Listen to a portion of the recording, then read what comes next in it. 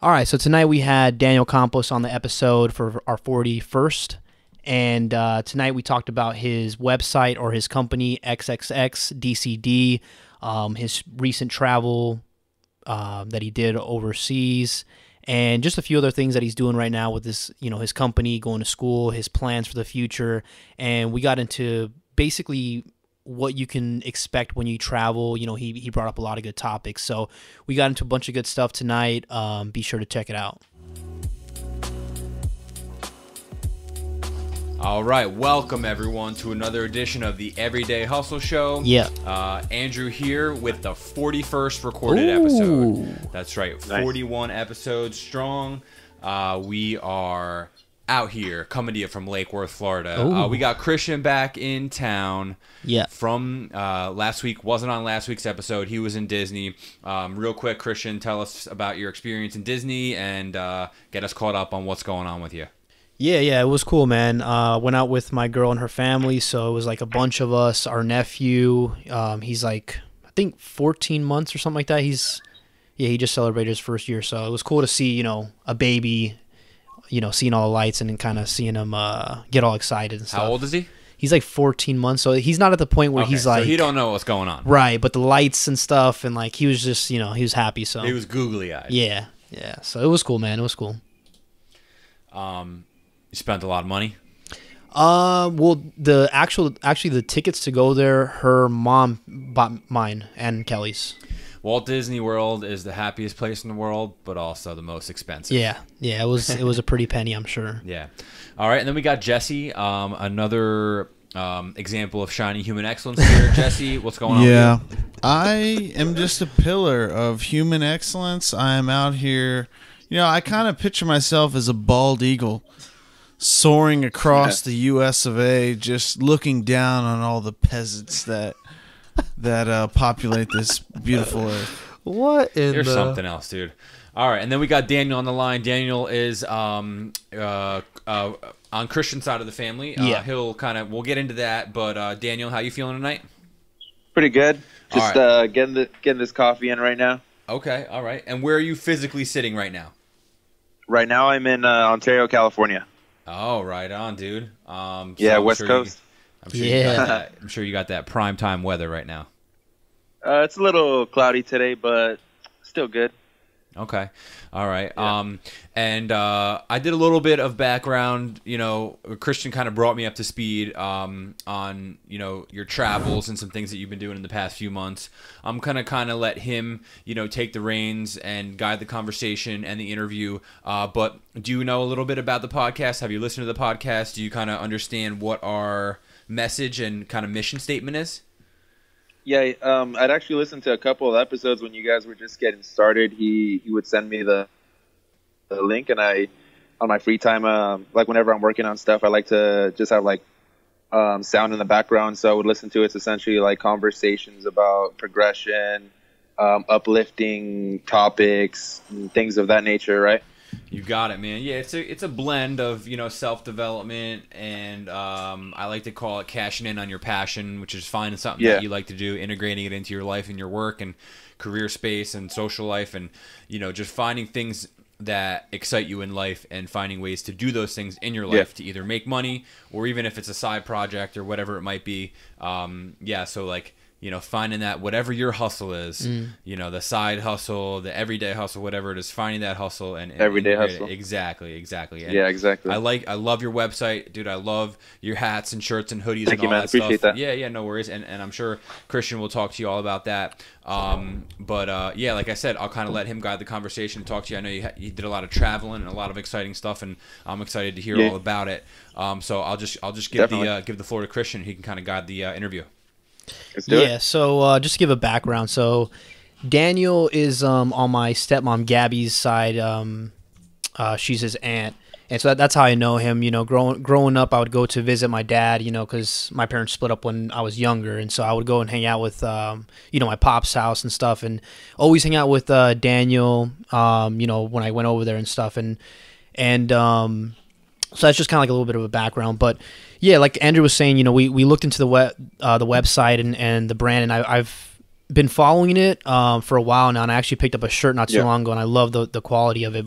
I actually wore it this weekend on the Disney trip.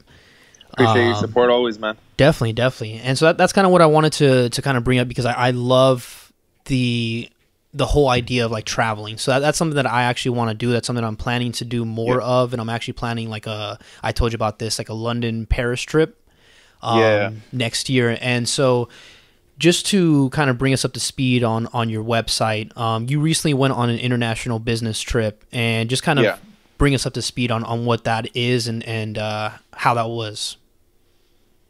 Yeah, so essentially it was kind of like traveling revolves around the culture of my brand, XXXDCD or XXXDCD. Mm-hmm. And it took me 2 years to plan for this trip and like coordinate it and, you know, keep in touch with people that I've met throughout other travels throughout the year. So I always wanted to go to Russia, you know, just infatuated by the architecture, you know, the lack of knowing a lot about the culture, something completely different. And then also I like to challenge myself a lot. So going to a country where I can't read, write, or speak the language. So the World Cup was coming into play. It was 2016, and I was like, all right, maybe I can try and plan for 2018. You know, so I did that, and through like working multiple jobs, a bunch of different side hustles, going to school full time, planning every other month, I was able to figure out how to make it happen. Got a ticket for the World Cup, and you know, as United States citizens, we got to pay like typically a $300 process to be able to go into Russia. But because of the World Cup, because of the World Cup, we were able to get that waived as long as you bought a FIFA ticket. Yeah, so it was really nice not having to pay that $300. Christian loves soccer. He's Yeah. fucking all about it. Right on. Yeah. That's what's up. So what was it like being there for the game in person? Oh, dude, it was freaking crazy. They had like parties every day, and then I got there the week after Mexico had just beat Germany, and yeah, I'm of Mexican descent, heritage.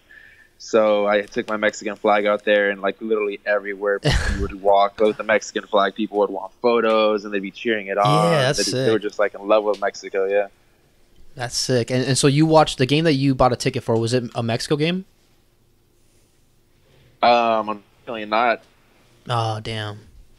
Live, or actually top 3 in terms of like popularity. So people that weren't even Mexico were just buying tickets. They were gone within minutes when they went on sale. Oh, I see. Yeah, but I was able to get a ticket for Panama versus Tunisia, and unfortunately it was when Panama had gotten destroyed by England, so that didn't go too well. Yeah. So I decided to end up just like calling the ticket a loss. It was only like $90, but regardless, I still got to get into the country, you know, the way that I did, and spend a lot more time in Moscow, the biggest city in Russia. So just got to explore a lot more, see a lot more things that I otherwise wouldn't have if I would have, you know, took a 16-hour train to that game. Yeah, it was like a 16-hour train, man, to get to that game for it. But yeah, it was crazy. And so how long was the international business trip total? I was out there for 3 months from Russia to London. And you travel, I mean, I was kind of keeping up. I mean, when we talked, I don't know if you remember, I was like, you were out there for a year, right? And you're like, no, dude, it was 3 months. And it felt like a year because you're posting like every day and you're traveling, you're doing so much stuff. Like you had, like you said, you pretty much plan to do stuff every single day. Is that correct? To an extent. There would be some days where we wouldn't even know, because my good friend Denise went with me along on this trip. But there would be days where we wouldn't even know what we were doing next week. There'd be days where we would have to spend like entire days like planning out the logistics of like where we were going to go to next and how to continuously move. But yeah, for the most part, there was always something to do every single day, and there was always some sort of planning that needed to be done. There was like things that needed to be done for the business back home. So like there was also times where I had to spend like various various hours, like trying to find Wi-Fi somewhere so I can get orders taken care of. And then my cousin Eddie was helping me with the business back home. Shout out to him. Mm-hmm. Shout out to cousin Eddie, good old cousin Eddie. Yeah, Eddie Wonders. Eddie Wonders. Yeah, so yeah, one time for Eddie Wonders, making it all possible back over here while I was traveling through Europe and Russia. That's what's up, man. So what got you into XXX DCD? What started that? So like the origin of the name is like one concept, and then how I got into like producing the products, and then establishing it as like a content website. Mm-hmm. It was just like the entire process was all organic. But to go back to your question, it was kind of like wanting something to represent all of the different things that I was doing and the different interests and the different passions that I had. Going back to when we started the conversation, talking about creating your passion into a hustle, or even a side hustle, or pursuing that passion even when like a lot of people don't have too much faith in it. Mm-hmm. Just kind of wanting to get your ideas out and share a story and share content, not just my story, but as well as the story of other people that I put on my website, and to kind of just give some inspiration to anybody that ever felt like, hey, I want to do this, but I don't know anybody, I don't know how to get started, and nobody believes in me. Just pushing self-reliance and making things happen. Like if you want to go travel, if you want to start a brand, if you want to produce music, you want to create your art, just do it. Even if you don't know how to get started, just make it happen. Like if you're working jobs, if you're going to school, plan for it and just make it happen is kind of like the attitude I like pushing with my brand and what I got going on right now. I could probably talk about that fucking one topic that you just talked about for like days, Right. So yeah. I just want to give one example, right? So because we started this podcast almost a year ago, right? And when we started the podcast, we had no idea what it was going to amount to, right? We just wanted to start it up. Just like you said. Yeah, we just want to start it. Jesse had the recording gear. Christian and I had kind of like a blueprint, and we just sat together, and like you said, you probably listened to the first couple episodes. Fucking awkward. They were awkward, but there was still good stuff in there, right? Yeah. And now almost a year later, right? I branded a design company for myself, and I have a website with merchandise on it for the podcast to help support the podcast. I helped start 2 other podcasts, which I'm able to invest back into the podcasting, buy new gear, buy whatever it is. And then like I'm also learning everything that these people are putting into their podcasts. I'm just like absorbing that like a sponge. One is real estate and one is about hunting and fishing, which I'm not really into those types of things. But these people came up to me with an idea, and I used that exact mentality that you just talked about. They're like, oh, I want to do this, I want to do that, and they're going a million miles an hour about photos, videos. I'm like, listen, just come to my house. Right. We'll record an episode. We put it on iTunes, and then we fucking figure out the rest later. And it's been so cool to help people. Like I have that mindset, the same mindset, that you have, where it's like, just do it, So people want to formulate this fucking master plan and a blueprint and all that shit. I'm like, yo, just come over my house and let's fucking do it. Let's get it done. Yeah, exactly. So like, and I've been really fired up about that. And I just love the whole podcasting thing. And whenever anyone says anything about podcasts on Facebook, I usually get tagged, and it's like, we didn't think that 1, the podcast would be able to pay for itself. 2, we'd have a sponsor now that pays for our web hosting and designed our website completely. And 3, that I'm able to put money into my pocket from helping people start the podcast and execute on their ideas. So it's like, unbelievable, right? Exactly. It's like, a year ago, if you would have told me all that shit, I would have been like, dude, it'll never fucking happen. Right. But all I had to do was sit down with the microphone and my friends and shoot the shit. Get started. Exactly. Yeah. I love it. Yeah, and that's kind of like what I see when I look at your website. So like on your website, you have like, the different tabs, travel, art, events, and like your travel section, like you were saying, people who want to travel but they don't know how to, they don't know how much money to save, they don't know where to go, and you like lay down a blueprint. So you have, like you go to travel, your travel tab, and it's got, the places, it's got the cost, places you can visit, and kind of like just like a guide basically for people laying it out. for people who want to do that. Is that what you envisioned when you created it? When I kind of like had started off like doing the whole tabs thing, because essentially like prior to what the website is now, it was just kind of like a website and then the shop, and that was it. And then like as I started like making a little bit of money off of it and started like being able to brainstorm new ideas, I was like, well, you know, I know all these people making art, and I'm really into art now, like just the whole concept of having a thought, turning that thought into, you know, something that's real, laying it out, whether it's like creating a t-shirt or a design. It's like, this was at one point just an idea, and like making it into a reality, you know? So then I was like, and I've always been, you know, passionate about listening to music, you know, different genres and things of that nature, but just a bunch of different little passions. And I was like, well, how can I just express all these passions and help people share their story? And then that's kind of where I got the idea for that. And then with the traveling, like as I started traveling more, I'd get a lot of people asking me different questions. You know, like, what can I do in the city? Right. I want to lay out a certain budget. And especially after coming back from this trip, it was just really unexpected for me that so many people are asking me for advice and like asking me to consult them for their trips. And I'm just like, yeah, I'm all for it, helping people plan their trips out, and then kind of just sharing my experiences and my story on this entire like 16 country travel, and having a lot of people like seek guidance. And it's like cool just being able to share my story, share my content, and it's like helping people out. But like also being able to feature people's content and have people share their story as well is also like going back into saying like you absorb a lot of knowledge, not just on what you know, but also what others know. And, you know, it just kind of contributes to what the website is, and it kind of helps grow the culture to it. Yeah, that's what's up. This is kind of like a weird change in gears, but what do you do full-time for work? There's a point. There's a segment. Yeah, so I do a lot of different things. I work at a political campaign.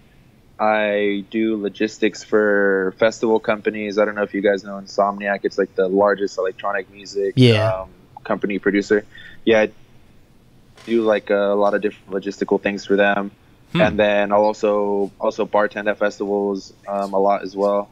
So I do a combination of those three. And then I also do the XXX DCD business, and then I go to school full time as well. Bro, you're fucking getting it right now, dude.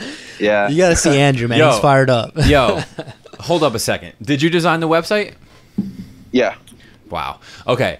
Have you found a way? Now listen, it's about money, but it's not about money. You know, when I first started my little design and photo company, everybody's first question is always like, are you making money yet? Are you making money yet? And I just kept telling them, yo, it's not about that. It's about the fact that I'm my boss, you know? And yes, hopefully I'll get to a point where I can pay my bills. But I guess I wanted to segue that into people had asked you about, you know, advice on your trips. And I want to ask you about, there's a couple companies that I know about that my wife actually brought to my attention. I want to ask you about those companies. But have you found a way to monetize on people asking you for advice when it comes to traveling? Let me answer a couple of those. There's a whole bunch of questions in there. Probably, there's a bunch of like information to give on. Yeah, going back to what you were saying, like when you first get started, people, that is like a very common question you get all the time. It's like money, money, money, money, money. And then like just through, you know, thought patterns now, and then like having certain ways of thinking, it's like, yeah, money is important because it keeps the business going, you know? But the moment that you let money be like what revolves around what you're doing, what your craft is, what your passion is, I feel it's kind of like when it gets ruined because you're not doing it for the sole purpose of it being your passion. You're kind of just doing it to financially put yourself, and you'll start doing anything for money. So like it's good to have that perspective on, hey, it's like, yeah, it's good to make money, and it's cool that I'm making money off this passion, and it's helping me, you know, financially. But at the same time, it's also good to keep that perspective of, hey, like this is a passion, and yeah, of course, money keeps it going. But at the end of the day, this is a passion. But going back to the other question, what was it again? Oh yeah, about being a I want to say one thing, and then we'll go into that about making money on your website. I want to say it's easy out here for people to shift and lose their moral compass. Right.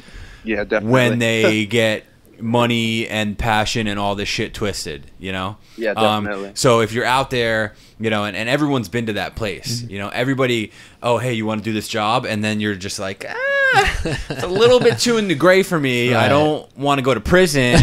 So maybe I'll not take that job, you know? But, okay, so monetizing on travel and giving people advice.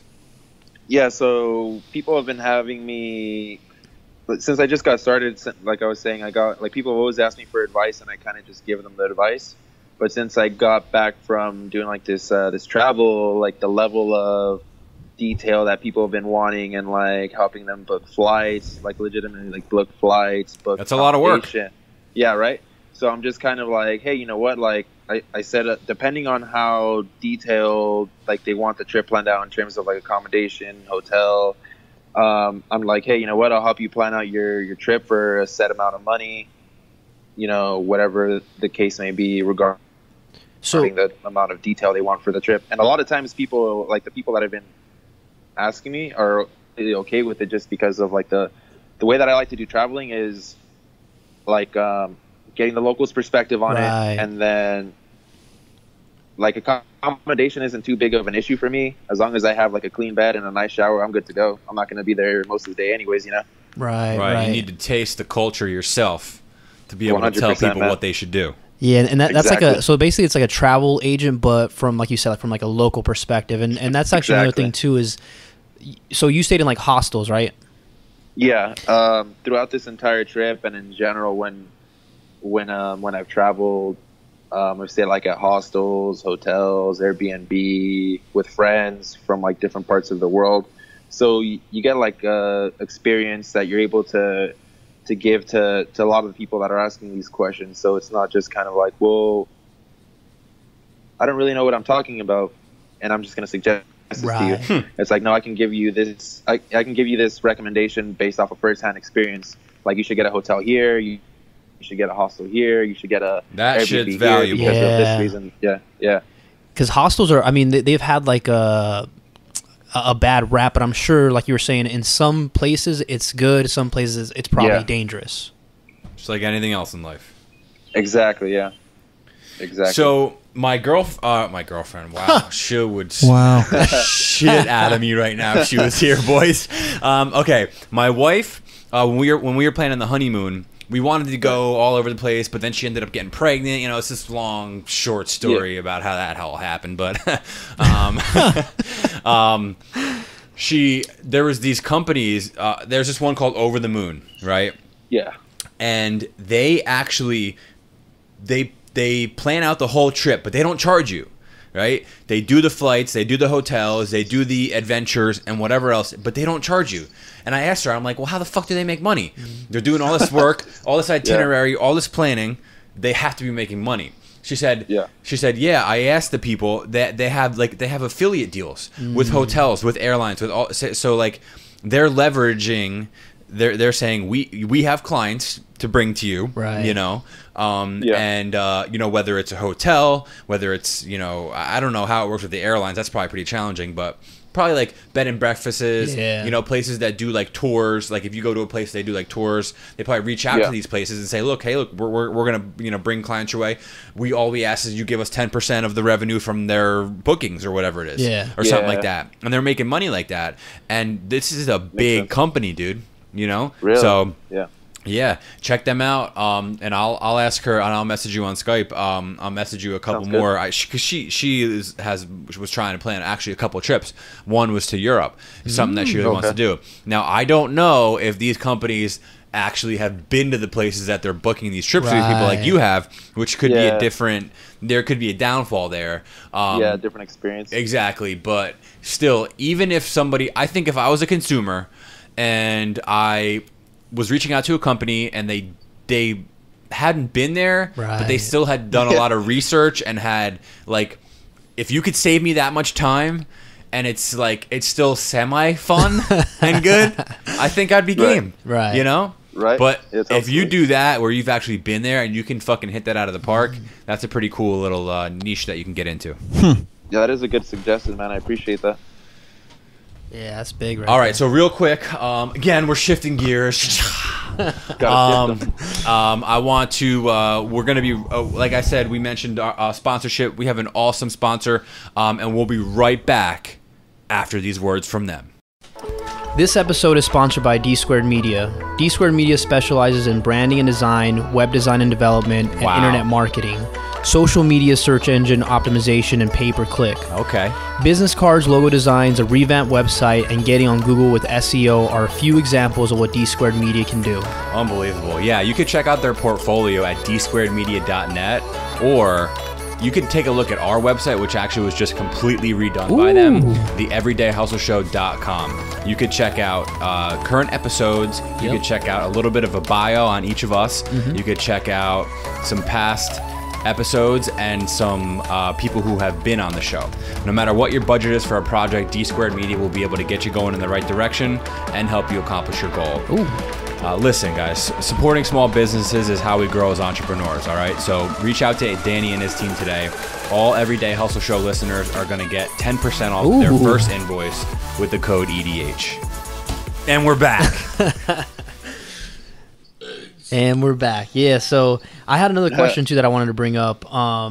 You have on... So I know you do, like, the brand, the shirts, but you have one, like, capsule or one, like, drop where it's...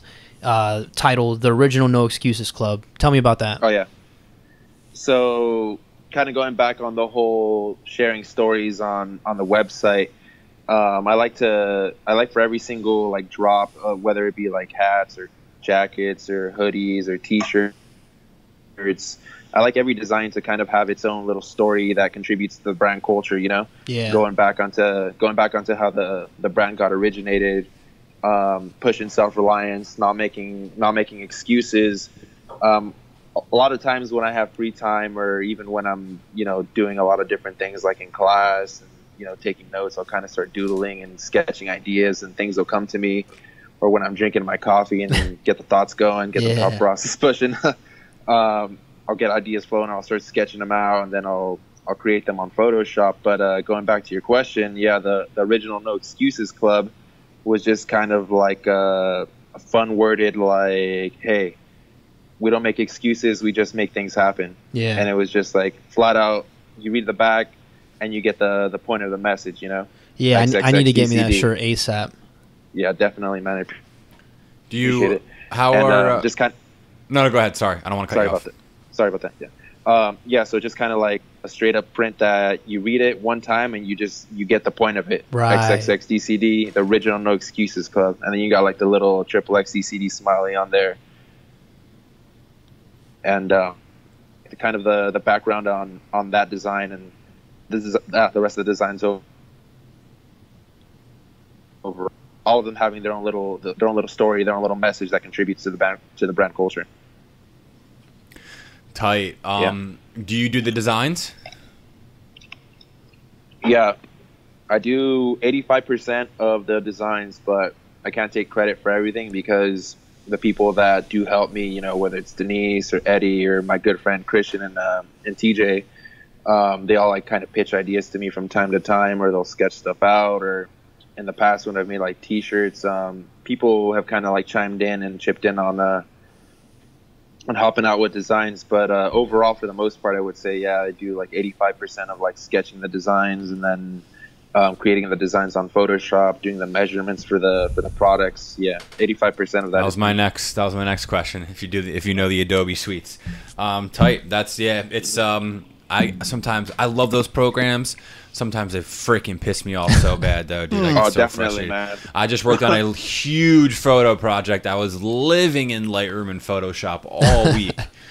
So shout out to all my photographers out there who make the shit look easy, because it is not easy to do that. So the clothing, are you? I kind of heard like a precursor to the episode when you and Christian were on the phone, because we've been doing a little bit of merch for the podcast. Christian's doing a new clothing line, and he's been dabbling in that for years now with Lost Generation Movement and now La Frontera.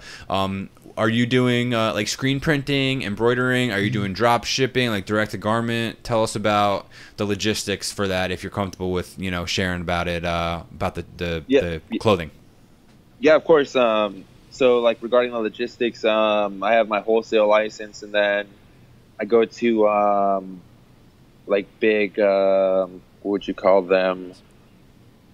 Conventions. Yeah. I go to like big conventions out here in California where you just have like thousands and thousands and thousands of like anything you can think of in terms of like screen printing, blank shirts. Yeah, I've always wanted to go to one of those. Yeah, I think they do have one in Florida too, up in North Florida by Walt Disney. And it's not agenda, right? It's not like existing brands. It's just like almost like wholesaler companies, right? Yeah. Okay. Yeah, it's kind of like for people that have their wholesale license, and like it's small business people on all scales, whether you're just getting started or whether you're like a multi-million-dollar company. Like all the big dogs are there too. You kind of have like Gildan, AAA. You have Yupong. You have American Apparel out there everyone's trying to get accounts from people that are trying to get into business, are already in business. And then you also have it's really cool because you also have different companies from around different parts of the world, and you kind of get it's just like 3 days soaking in all this information, soaking in all these connections, and you kind of get networking. And it's really cool because you're able to also see the products firsthand in person. Right. You're able to a lot of times you're able to get the pricing for minimums if they have no minimums, where the company's located. So you kind of get a feel for like, hey, I would like these t-shirts. I would like you guys to be my producer so I can get my products made for you guys, because I like the feel of the product. I like how it won't shrink. I like this or that. So it's kind of just based around what you're looking for. And for me, I've always been fond of like the high quality products. It might cost a little more, but at the end of the day, like the product's quality speaks for itself when people are wearing it, and selling people a crappy product doesn't, bring back a consistent customer. Like selling a good high quality product makes a happy customer, which brings back the customer to support your brand and continue to be a part of what you're working on. 100%. Yeah, that shirt that I bought from you is actually probably, as far as quality, probably one of my favorite shirts. Real quick, what's your favorite blank shirt? Whether it's like blend or company, or like what do you rock? Not necessarily what are you wearing. What do you like? What sells well? What blend do you like? So for t-shirts, I haven't produced t-shirts in I want to say over 2 years. I've kind of just been doing hoodies, windbreakers, and caps. But when I did do t-shirts, from like the conventions that I've gone to, I can't remember the name of this t-shirt producer, but they're kind of similar to American Apparel. They're an Australian-based company, and they're located over here in California. But I'll try and get you guys the name of that. I just can't remember off the top of my head, to be honest with you. Yeah, shoot us a message, because I'm always like, so I'm like trying different things, right? And Christian and I are using this drop shipping company called Printful, which if anyone out there is like looking for a way, I mean, look, you can make a t-shirt with a custom design. If you know Photoshop or Illustrator, you can upload a design, put it on the front of your shirt, and get it for $9. Yeah. Can't even fucking buy a t-shirt in Walmart for $9, And you well, depends on what blank you use. Yeah. But I want to comment on that too. You talked about Gildan, and I just got to shout them out because like they got this ring spun blend that's like $8, and then you can put your design on it. And like I've had some Gildan shirts that are pretty crispy, like they get hard after some time, like sandpaper. But this one is not like that, and it's for what it costs and what you could do with the design and put on there and get it direct to garment. It's cheap. It's like a no-brainer. That's nice. I don't know if you guys ever heard, like when Kanye was launching that drop he had, he was like printing on Gildan shirts and charging people like $200 a t-shirt. For real? Yeah. God, dude. Well, literally, you can. That's crazy though. But I mean, you can fucking right. No, but like legit leaving. I mean, it's the same thing with like t-shirt and everything. Really? Yeah, and it's the same thing with like Supreme and all these stupid companies that people are buying $50, $60, $70 t-shirts. Right. Yeah. It's a fucking Gildan. But I will say though, because that kind of goes with like the whole argument of like art being subjective, and like it doesn't matter what you print on as far as people like buy the message is what I'm trying to say. Yeah. Or like the concept or like whatever you're doing. So I kind of get that, but with as far as Kanye, if you're charging $200, put it on something nice. Put it on something that's like silk blend. I don't know, something, fucking dude, polyester, like- some shit. Put on Right, something. some- Jess, what do you feels think nice. about that? I think it's absolutely outrageous. Jesse, would you wear a $60 T-shirt? If you gave it to me, No. If someone said you have to buy this $60 T-shirt and you have to wear it, what would you do? I would say kindly buzz the French off. Dude. Not gonna happen. Not gonna, even if it said thrust. No, this was free. The shirt I'm wearing right now was free. Hey, And man, that is why I'm wearing it. Right. that's what's up, man. So, real quick, what's the? I'm sure you probably get this question a lot, but what's your favorite? What's the favorite place that you've traveled to and why? Oh man, that's a tough one. Oh man, I kind of feel like there's a little love for every single place that I've gone to. Mhm. You know, like I kind of feel like every time I go to a different country for the first time, I kind of like Something fall in new. love with it, all corny and stuff, talking all cheesy and lame. But yeah, I kind of go to a country and I'm just like, man, the people, the culture, the food. This is such a cool place. I would love to live here. Right. And then I go to another country and I just continuously feel the same about different countries and like. But off the top of my head, I really do like South America, like Colombia, Peru, Okay. and then not to say Mexico, South America, but yeah, I really like going to Mexico a lot too. Different parts of Mexico, just you know the comfort level of like being able to speak the language and then like the Right. culture, Hispanic culture, man, I love it. Yeah. Traveling to different countries and different cities, and then you know sometimes you get the cold shoulder, and it's just Right. that's just the way the culture is. But you know you got that warmth in Hispanic culture, and it's just like the food is unbelievable. So yeah, I definitely got a lot of love for Latin America. Yeah, but you gotta be careful, Mex, man. You go to the wrong spot, you'll get more than the cold shoulder. You get a machete. Oh You gotta be careful, Mex, man. Machete, What's that mean? machete. Machete. yeah. So when you go to Mex though, because that's one thing that I've always kind of like, thought about the next time I go down there. Because when I went to Zacatecas, where my grandma's from, Oh, Zacatecas. Okay. and it was cool, man. The little pueblo and Little like pueblo. down there you still have the house and shit, but Yeah. I'm like literally. So here's what I think about now. So I have my girlfriend, she's white, and I think about like going on trips with her and going down there. It's like, you just gotta be. I mean, even for myself, not just Yeah. even for You know what I'm myself, saying? they can tell right away when you're not from there. Right. You don't want Yeah, her to definitely. catch a blade or something like that. For You real. know what I'm saying? Like, so when you go down there, do you because you gotta have someone right? It depends. Like I've gone out there a good amount of times by myself, but like I get asked that question about like Mexico and also like South America when I traveled out there, and through going to all these different countries, I kind of just feel like the same concept applies to the entire planet. I would say anywhere you travel, just always travel with common sense, and Right. then just like if a local tells you, hey, you shouldn't hang around this area, or you shouldn't be out by these these certain hours. Just kind of take the advice from somebody that knows what they're speaking, and don't hang out around those areas. Don't be flashing a bunch of fancy stuff. Yeah. Never carry your phone in plain sight, or leave like your wallet hanging out. Just little stuff like that you explain to people, and then you just kind of pass on. That's pass on the street information. smarts. That's a street Yeah, smart exactly. side. But Come on, it's people. crazy. Yeah, some people are just really like. Stupid. I went to Jamaica, and that's kind of like the same thing. Like Yeah. they, Oh, like I got out of the airport. I felt like if anyone watched my vlog on the Jamaica trip, like they were preying on me. You know what I'm saying? Because I'm a white boy. He's you know what I'm saying? white. I'm a white, and I like everyone's like trying to give me rides somewhere. Yeah. Like everyone's trying to get me in their car, and I'm just like, nah, You're like, I'm good. I got a taxi coming. But then then everyone would try to sell you drugs, which is just normal. I mean, people do that here in the States too. Yeah.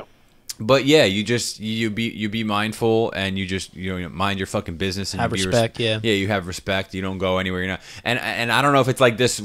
Maybe you can kind of shed some light on this. There was a town inside of this little place that we were that was just all tourists. Oh, you know, shit, yeah. so like of course you want to venture out and you want to go here and you go there, but like you go to the airport, you go to your hotel or whatever it is, and wherever you're staying is most likely in a touristy area. So if you stay in that area, you know, you're fine. You literally have nothing to worry about. But it's when you venture outside of that area, and that's where you're going to see the good stuff. So it's challenging. That is very true, is it like that? For example, was it like that in Russia? Probably not, right? Because it's like a city. You were in a city.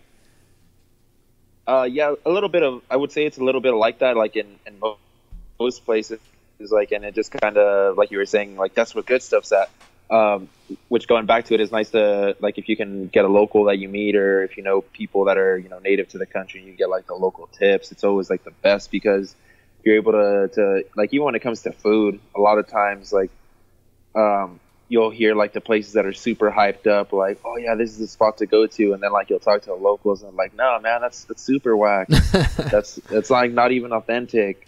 So it's always nice to get the locals' perspective on it. But going back to the question, yeah, there was some spots that are very shady, even throughout Europe, because I feel like, you know, when I talked to people, when I told them I was going to South America, they were like so concerned for my life in comparison to when I was going to Europe. And I'm just kind of like, nah, man, there's some spots you got to watch out for in Europe as well. Same concept applies. Like, just don't think because you're going to Europe that, hey, all's going to be good. I don't have to watch my bag. I can just keep my guard down. Like, nah, you need to be alert and using that common sense just as much as if you were in anywhere else in the world. And you got to watch out what jersey you wear, too, if you wear a jersey. Yeah, big soccer fans out there for sure, yeah. Oh, yeah. Yeah, that's what I'm planning to do when I go out there. So my plan is... shanked if you wear the wrong team's jersey? If you're in the wrong part of town, 100%. 100%, man. Jesse, have you ever been out of the country? They're very, no. Yeah. You never been out of the country? No. You ever been out of Pennsylvania? No. What was the most sketchiest place that you've been to in the United States? For me? Jesse. I don't know, dude. I stay unsketchy. You never been to like a ghetto or like a bad neighborhood where you felt really uncomfortable? Yeah, but like nowhere exotic, not really worth talking about. What about like Reading, Pennsylvania, or like Reading, or like Reading, Philly? You been to Kensington? Somewhere, I don't even remember. Where you fear for your life? No. Nobody was preying on you? No. That whole concept, I think, like you said, common sense applies. I think, like you were saying earlier, everywhere you go, no matter what you're doing, just like don't be stupid. You know, like don't like go out there and like disrespect. Because and a big thing too, I think, is like people might not think something's disrespectful, and to a culture, it's like the absolute worst thing you can do. Absolutely, yeah. So it's like you're saying, but I think I wish I would have done that as far as like travel and hostel, because I feel like when you do like the whole like traveling and like hostels and networking, I feel like you meet, you know, a lot of people and travelers and stuff like that, and I feel like that whole, you know, idea is huge. You know, being able to meet new people and kind of experience different things. Yeah. Seems like you've accomplished a lot, Daniel. How old are you? Just so the listeners know. 24. Wow. Yeah, just turned 24 in June. My brother, you got a head start on shit out here. That's great. Got to keep it moving. Hell yeah. And are you planning your next trip or no? As of now, I'm just kind of settling back into life in the United States, and I think I want to try and do Mexico in December, but nothing set in stone as of right now. Just kind of trying to figure out, you know, getting back into the rhythm of, you know, expanding the business and finishing up school in December, and kind of just working like a slave right now. And what are you doing for school, or what are you like majoring in, or getting that degree? I'm majoring in international business, so kind of like everything kind of ties in together, you know. Yeah, that's what's up. Yeah. What are you hoping to do with that degree, or do you have like a goal or a plan, or are you kind of just getting educated out here and just, you know, seems like you already got a lot going on, but do you have like I don't know, a dream job or something that you have your eyes set on? As far as like a dream goes, I want to launch my own Mexican restaurant in London by the time I turn 30. So I go in 6 years. Yeah. Dude, that's a sick idea. Super dope. Yeah. So kind of just if I need to work for people to get, and work for whatever companies or. Have you been to London? Whoever, yes, possible. right? Yeah. Okay. And is there any Mexican restaurants out there? Oh man. So in 2014 I was there. I was living there for like 3 months, and there was just Chipotle. And in comparison, that's American food, no? Yeah, exactly, right? But try telling them that the people out there think it's like legit Mexican. And going back 4 years later, it's just unbelievably insane. Like there is just, you cannot go 10 minutes without seeing like a fake Mexican knockoff restaurant just completely doing it wrong. And a lot of these spots got decent business. So I'm just kind of like, man, just let me get in on there and like show just these a little people corner, man, right. a little sliver of that, and you'll be raking in the cash. Yeah, exactly. That is so cool. I don't know, Christian probably didn't tell you, but me and 2 of my close friends are opening up a juice and smoothie bar. That's my other company. Oh, that sounds freaking delicious, dude. Yeah, little ginger shots, little acai bowls. We got, I'm super stoked on that. We just finished the build out, and we should be like soft opening next week, and then going like a grand opening for like November 1. So it's been like it's been like 6 months in the making, on top of all the other shit that I'm doing. So it's been like super stressful, but I'm like really excited just to get in there and get grounded and just, work and just, serve people. Yeah. Like that's what I did before this year, actually before I moved to Florida. And even when I segued into Florida, 7 years ago, I ran pizzerias.